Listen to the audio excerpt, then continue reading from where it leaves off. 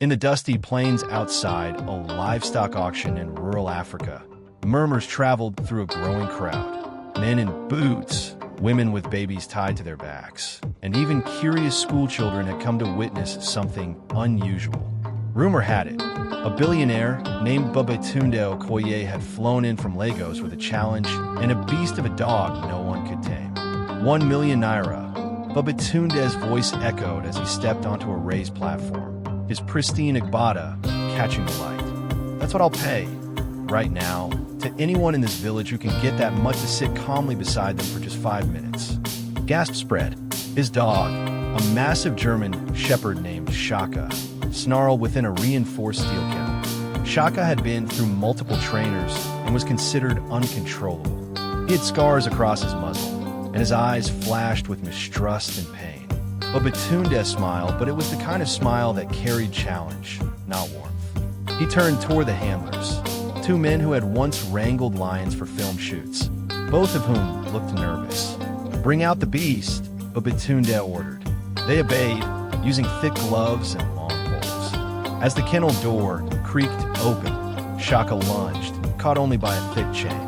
Dust clouded the air as the dog snapped and growled, daring anyone to approach. In the back of the crowd, unnoticed, stood a young girl holding her grandmother's hand. Her name was Zola. She was 12 and had never spoken a word. Diagnosed with autism at age 3, she found comfort in routines, sounds, and a small harmonica she kept hidden in her pocket. Zola's grandmother, Mama Ebel, had brought her only because she couldn't leave her home alone. They lived quietly on the edge of town, surviving on a goat and a small vegetable patch. As the dog raged and people backed away, Zola stared. She didn't see a monster. She saw herself, alone, misunderstood, raw. Someone in the crowd joked, "You hear that, little girl? 1 million naira. Maybe your harmonica can help." Zola didn't laugh. She simply stepped forward. Her feet moved soundlessly across the dusty earth. Her grandmother called after her, panic in her voice, but Zola did not stop. She walked until she was just 10 feet from the dog. Babatunde raised an eyebrow. "A child," he scoffed. Zola said nothing. She didn't need to. She pulled her harmonica from her pocket, the metal worn from years of use. Her mother's initials were still faintly visible on one side, letters that Zola traced with her fingers every night before bed. She lifted the harmonica to her lips and played. It wasn't a song so much as a whisper of one, a series of notes, fragile and haunting, barely rising above the wind. But it cut through the chaos like sunlight through storm clouds. Shaka froze. The snarling stopped. The tension in his limbs eased. His ears twitched, and slowly, cautiously, he stepped toward the girl. People gasped. Zola didn't flinch. She kept playing, one note after another, like waves on a shore. Shaka sat, not in fear, not in obedience, but in stillness. 5 minutes passed, then 10. No one dared speak. Even Babatunde Okoye, usually full of booming bravado, stood silent, his lips parted in disbelief. Zola stopped playing. Shaka stayed seated, his eyes locked on hers. The crowd erupted. Mama Ebel ran forward, tears streaming down her cheeks. "That's my granddaughter," she cried. She didn't speak, but she's always heard. Babatunde, moved and humbled, descended from the platform. He approached Zola with genuine awe. "You've done what no one else could," he said quietly. "What is your name?" Zola didn't speak. She placed her hand gently on Shaka's head. The dog leaned in her touch, eyes closing. "She's Zola," Mama Ebel replied, "and she has the gift of listening to what the world doesn't say." And with that, the billionaire nodded. The money is hers. But more than that, this dog is hers if she'll have him. Zola smiled. It was small, but it lit the afternoon brighter than any riches. And from that day forward, Shaka followed her everywhere. No leash, no commands, just loyalty born from understanding. The town spoke of it for generations. Not about the money or the dog, but about the girl who never spoke, yet said more with music than words ever could. The crowd had gathered beneath the striped canvas canopy of the Sage Valley Autumn Fair's main arena. Ranchers, breeders, students, and curious weekend wanderers packed the metal bleachers, their voices blending into a chorus of anticipation. Steam curled from paper cups clutched in gloved hands, mingling with the crisp afternoon air. Children swung their legs over the railings, while older men leaned forward, arms crossed, eyes sharp with judgment, as if they'd already decided what to believe. In the center of the packed dirt ring, under the steady blaze of floodlights and the lazy spin of banners overhead, Willow Hayes stepped into view. No lead rope in her hand, no shiny vest, no treat pouch or training clicker, just her hands tucked deep into her jacket pockets, and a harmonica hidden inside. At her side, walked Ghost.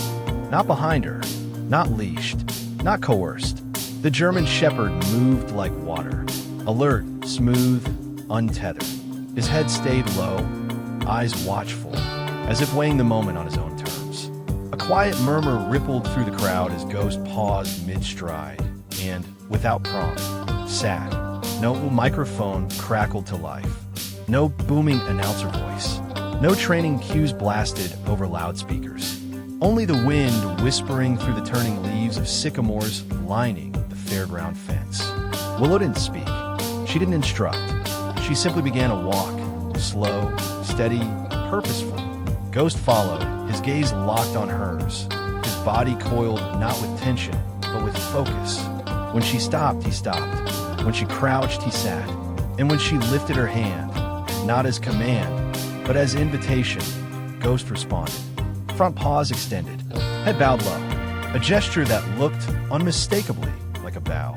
There was a sharp gasp somewhere in the stands, a disbelieving laugh, but mostly there was silence, spellbound silence, because this was the same dog who had once snarled from behind steel bars at the county auction, the same dog many believed was beyond saving, and yet here he was, responding not to dominance, not to fear, but to something deeper, quieter, steady, invisible to the eye, but powerful all the same. Willow reached into her pocket and drew out the harmonica like it was the most natural thing in the world. No announcement, no pause. She brought it to her lips and began to play. The tune wasn't anything familiar. It wasn't even quite a tune. More breath and melody, more feeling than form. A drifting lullaby made of wind and memory. Ghost stood alone in the arena, ears twitching. He turned toward the sound, toward her, and then, with deliberate grace, he lay down in the dirt, rested his head gently on his paws, and closed his eyes. The applause came slowly, soft and unsure, as if afraid to break the spell. Then it swelled like a rising tide, not just for what they'd seen, but for what they'd felt.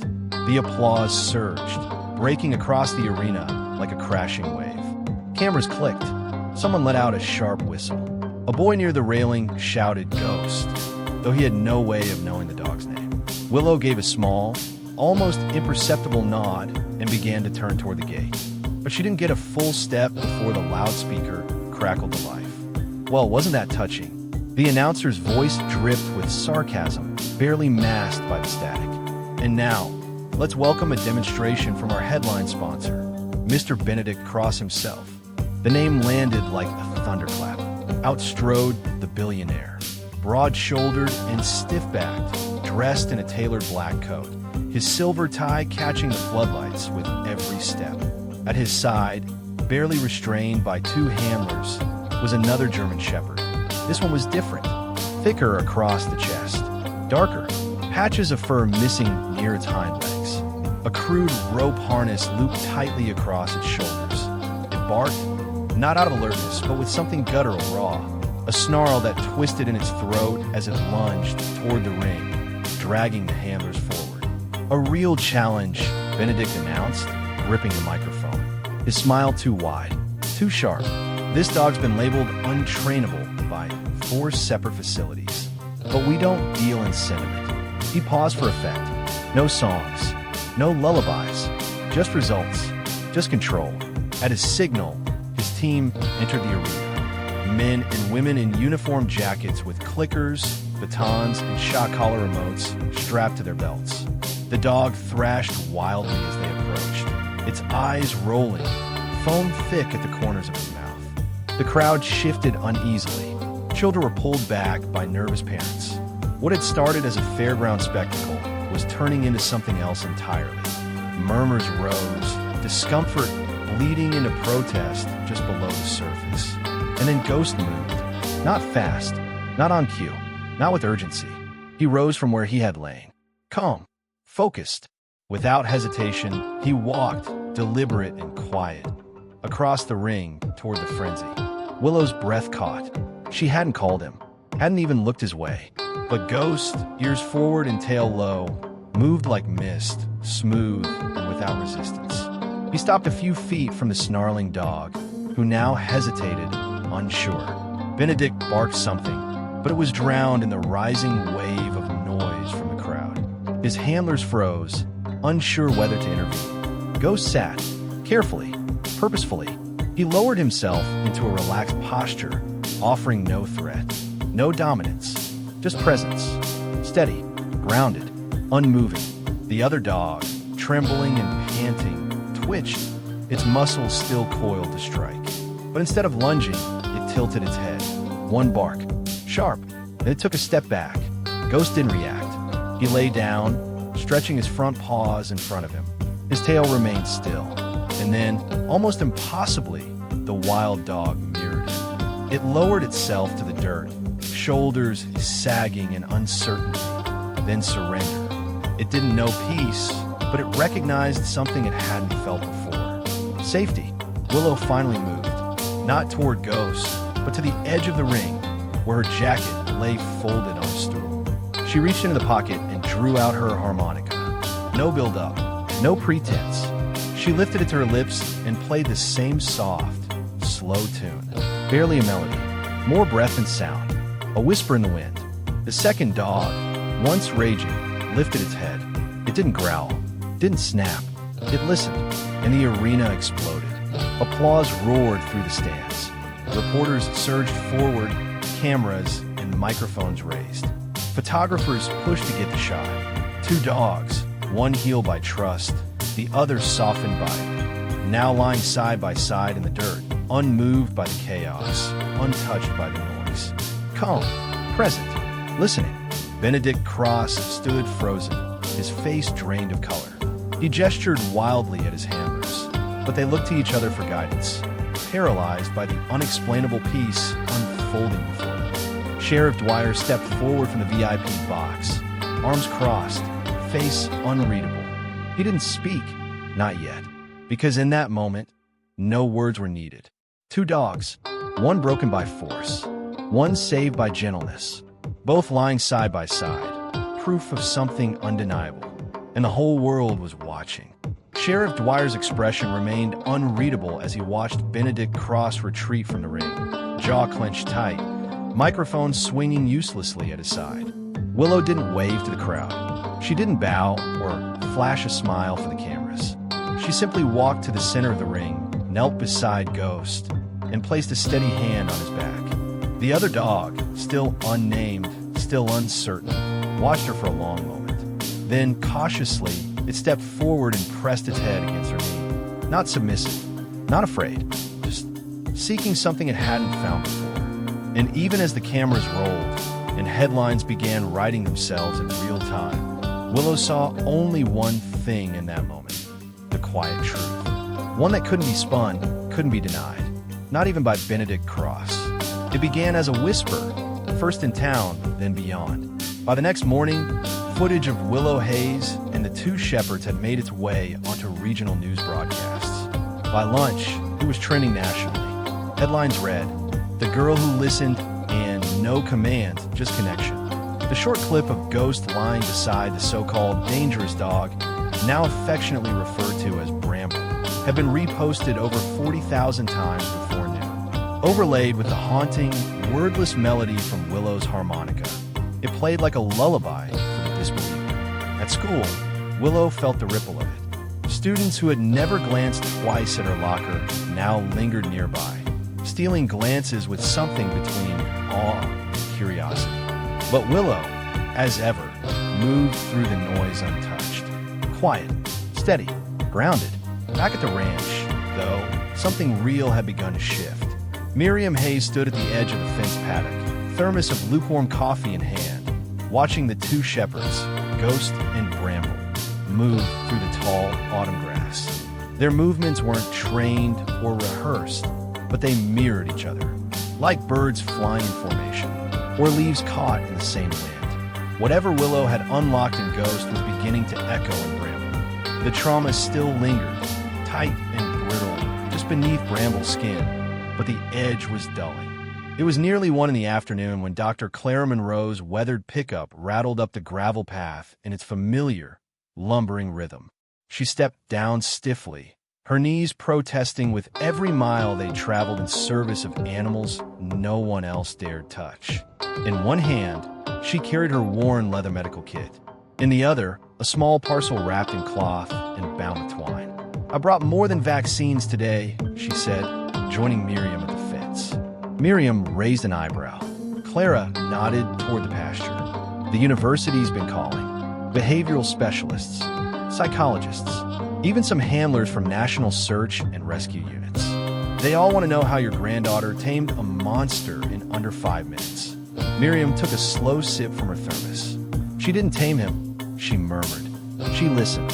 That's all." And he heard her.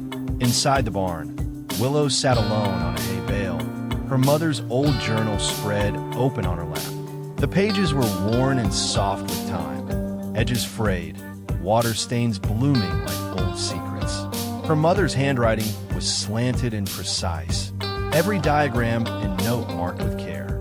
They weren't just instructions, they were beliefs, lessons whispered between the lines.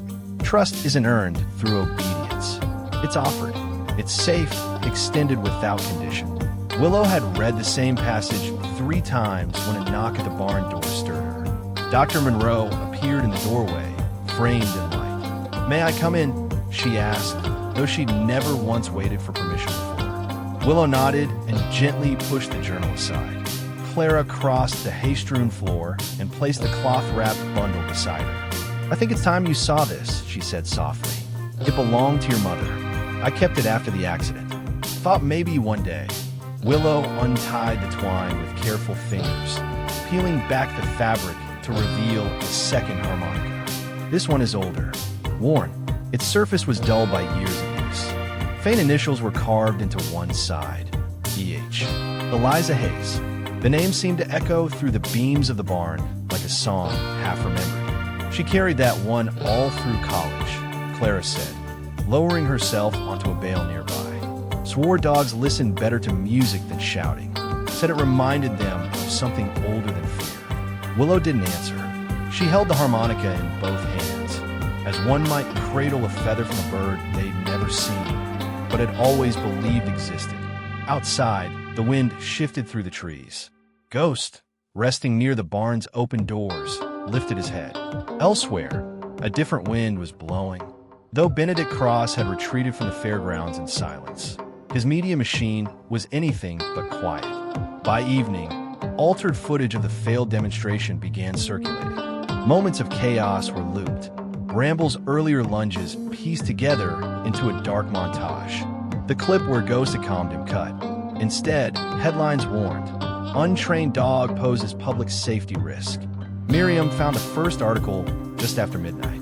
A blurry still of Bramble mid-lunge was pinned beneath the headline. She didn't need to ask where it came from. She closed the laptop gently and stared out the window toward the paddock where Ghost and Bramble now slept under the stars, no fences between them. It came from Cross. The fingerprints of his media machine were unmistakable, polished, aggressive, and fundamentally dishonest. That evening, they gathered in the kitchen, Willow, Miriam, and Clara. Papers and devices spread across the scarred wooden table while the wind howled outside the windows. Ghost lay at the hearth, his chin resting on his paws, unmoved by the storm beyond the glass.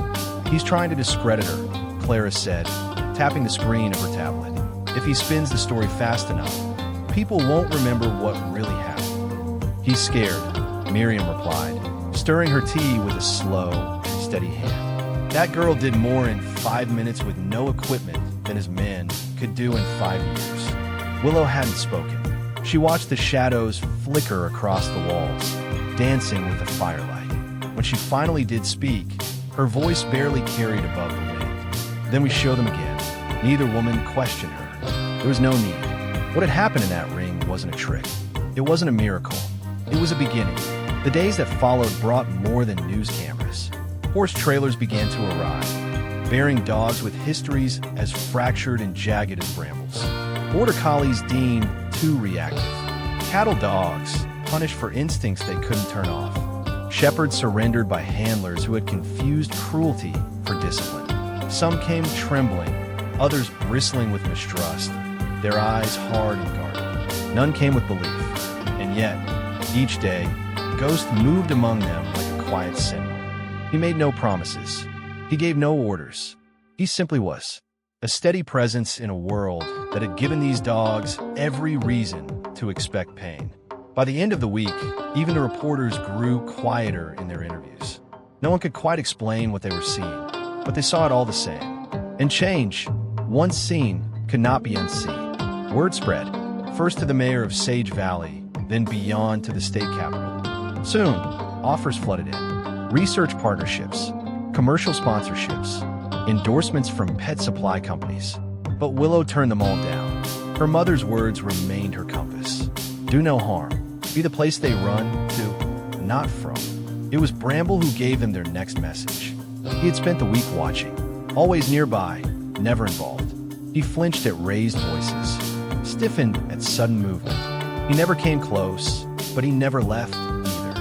And Willow never reached for him. She didn't coax. She didn't command. She waited. Then, one quiet Saturday evening, as the sun dipped behind the ridge and the paddocks glowed gold, Bramble crossed the distance. No fanfare, no dramatics. He simply walked to where Willow sat reading in the grass and lay beside her, one paw stretched out, just brushing hers. Moments later, Ghost joined them, curling up nearby without a sound. And in that stillness, no cameras, no harmonica, no crowd, something passed between the three of them. Not dominance, not submission, trust. Some stories don't need words. The snow had long melted into earth, and in its place the hills of Sage Valley rolled green beneath a cloudless April sky. Wild mustard bloomed along the fence lines, and the creek whispered through the pasture with the voice of meltwater. On the highest ridge, the Hayes Kinship Canine Sanctuary stood complete. Its beams had been sanded smooth by volunteer hands, its stones laid by neighbors who had once doubted but now believed. Not in magic or spectacle, but in something quieter, truer. What had begun with a girl, a dog, and a song had become something far greater. Not a monument, but a promise. The main building bore no grand signage, just a simple, carved wooden plaque near the door. In honor of Emma Hayes, she listened first. Beneath it, in smaller letters, and to those who still carried her voice. Around that entrance, the sanctuary unfolded like a memory gently restored. Indoor and outdoor training rings, soft-floored kennels designed for calm, not confinement. A modest library, its shelves lined with journals and research, much of it written in Emma Hayes' own hand. Willow moved through the space each morning, not as a girl trying to live up to her mother's legacy, but as someone who had stepped fully into her own. She walked with quiet certainty, watching for signs others missed, the twitch of a tail, the subtle freeze in posture, the flicker of breath just before panic. She didn't need to consult the journals anymore. Her mother's wisdom lived in her now, and it had become her own. Ghost remained close, not as a shadow clinging to safety, but as a steady presence. He had grown into the role that no human could assign him. He was not a mascot, not a pet. He was a teacher. When new dogs arrived, bodies tense, eyes wild, hearts armored, Ghost met them first. Never with dominance, never with demand. Just a slow, deliberate approach, a calm gaze, a silent invitation. You're safe here. And somehow they always knew. They were. Clara Monroe began visiting every Tuesday, her truck rattling up the path in its familiar rhythm. She often brought students from the Veterinary Academy, young, wide-eyed, still learning that healing meant more than surgery and syringes. Sometimes it meant silence, patience, presence. They sat cross-legged in the grass while Willow spoke, not from a stage, never elevated, but seated among the dogs, one hand usually resting gently on Ghost's back. She explained things in terms they rarely heard in classrooms. She spoke of patience, of trauma stored deep in muscle and breath. She demonstrated how touch could be permission, not possession. She told stories, not from textbooks but from memory. Stories of Bramble's first wagging tail, the old bloodhound who took a week just to eat from her hand, Ghost's first night sleeping through without waking in panic. And they listened, because she did. Caleb Cross returned on a Thursday in early May. His black SUV rolled slowly up the gravel path, the dust behind him less a storm inside. He stepped out without the arrogance his father had once worn like a badge. For a long moment, he stood there, manila envelope in hand, unsure whether to knock or simply leave at the gate. Willow met him halfway down the lane, Ghost flanking her as always. Neither spoke, and neither did the dog. But Caleb nodded as though he had heard something all the same. He handed over the envelope with care, the edges softened for being opened and read again and again. "It's from him," Caleb said quietly, not meeting her eyes. He wrote it before the stroke got worse.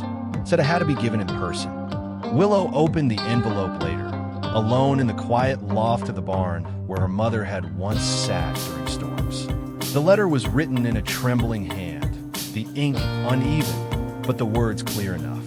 Willow began, "By the time you read this, you'll have done more than I ever imagined or ever allowed myself to believe was possible. You see, I knew your mother was right long before I admitted it, but I built too much of myself on being the man who knew better." He confessed on those pages not only his mistakes, but the fears that drove them. The fear of losing control, of being irrelevant, of change. Emma saw animals the way most people never bothered to see each other, the letter read. "And now I see it too. Because of you. Tell your grandmother I'm sorry. Tell Dr. Monroe she was right to walk away when she did. But most of all, tell Ghost. Thank you." He'd signed it simply, Benedict Cross. Inside the envelope was something else, a notarized deed transferring ownership of a neighboring tract of land to the sanctuary, an expanse of untouched meadow that rolled into the edge of the ridge, perfect for expansion or simply for freedom. Willow read the letter again, folded it carefully, and placed it in the drawer beneath the harmonica. That night, as the sky turned a deep amber behind the silhouette of the ridge, she stood at the fence line with Ghost beside her. Together they watched the wind ripple through the tall grasses of the new parcel. At the far edge, a group of younger dogs played freely, their joy unburdened, their bodies no longer flinching at invisible ghosts. Behind her, the sanctuary lights began to glow softly in the hush of dusk. She could hear Miriam's voice calling from the porch, gathering the last batch of volunteers for supper. Somewhere in the kennel yard, Bramble let out a sleepy huff and turned in his bedding. There was peace in the air, not perfection, not the absence of pain, but the quiet, enduring presence of safety. Willow slipped a hand into her pocket, her fingers brushing the old harmonica, its metal worn smooth by years of touch. She hadn't played it publicly since the fair, though Ghost still stirred when he heard its song. Tonight, she lifted it gently to her lips. The notes rose, not as performance, but in remembrance. A mother's vision, a dog's second chance, a community transformed, not by spectacle, but by one girl's refusal to stop listening. When she lowered the harmonica, Ghost pressed his shoulder into her leg. His eyes didn't meet hers, but stayed fixed on the horizon, where golden light spilled across the hills like a promise. She knelt beside him, voice low, steady, ready, certain. "I never made you change," she whispered, one hand resting on his fur. "I just waited long enough to hear what you needed." In the distance, young dogs barked, chasing butterflies and sunlight across the grass. And the center that listened stood behind them, quiet, open,